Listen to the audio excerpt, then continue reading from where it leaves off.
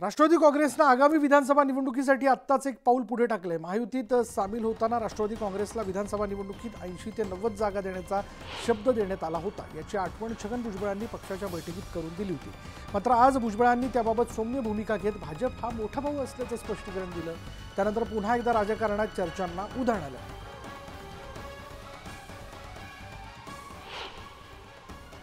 योग्य तो वाटा जो आहे महाविकास महायुतीमध्ये जे आहे आपल्याला मिळाला पाहिजे।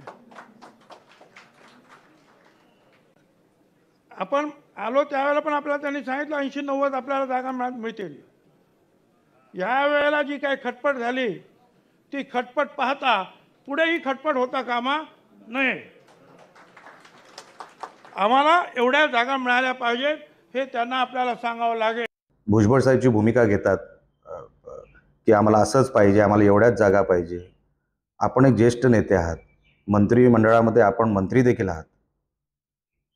आपल्या वक्तव्यामुळे विरोधकांना जर आयतं वातावरण मिळत असेल तर ते योग्य आहे का, हा माझा प्रश्न होता। आपण हत्यार त्यांच्या हातात देणार आहोत का, आणि जर दिलं ते वार कोणावर होणार आहेत, आपल्यावरच होणार आहेत, तर ते योग्य आहे का याचा विचार झाला पाहिजे। बांधव आहेत किंवा महायुतीतले आमचे मित्र आहेत, त्यांना सुद्धा वाईट वाटण्याचं काही कारण नाही। कारण मी माझ्या पक्षामध्ये काय बोलावं आणि मी जे काही बोललो ते त्यांना फक्त आठवण करून देणारं बोललो, तर त्याच्यामध्ये काही चूक आहे असं मला काही वाटत नाही।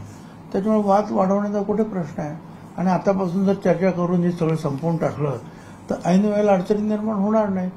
हे बोलणं काही चुकीचं आहे। भुजबळ साहेबांचं कालचं स्टेटमेंट मी पाहिलंय। मला वाटतं भुजबळ साहेब मोठे नेते आहेत, या गोष्टी जनरल प्लॅटफॉर्मवर बोलायचे नसतात। यासाठी अजितदादा असतील किंवा भुजबळ साहेब असतील, प्रफुल्ल पटेल असतील, यांनी युतीच्या नेत्यांशी एक टेबल टॉक ज्याला म्हणतात ते तर चर्चा केली पाहिजे। अशा चर्चा सार्वजनिक ठिकाणी केल्यामुळं याचा परिणाम हा युतीमध्ये बेबनाव आहे की काय अशा प्रकारचा मेसेज जायला होतो। कृपया असा गैरसमज पसरेल अशा स्टेटमेंट करू नयेत।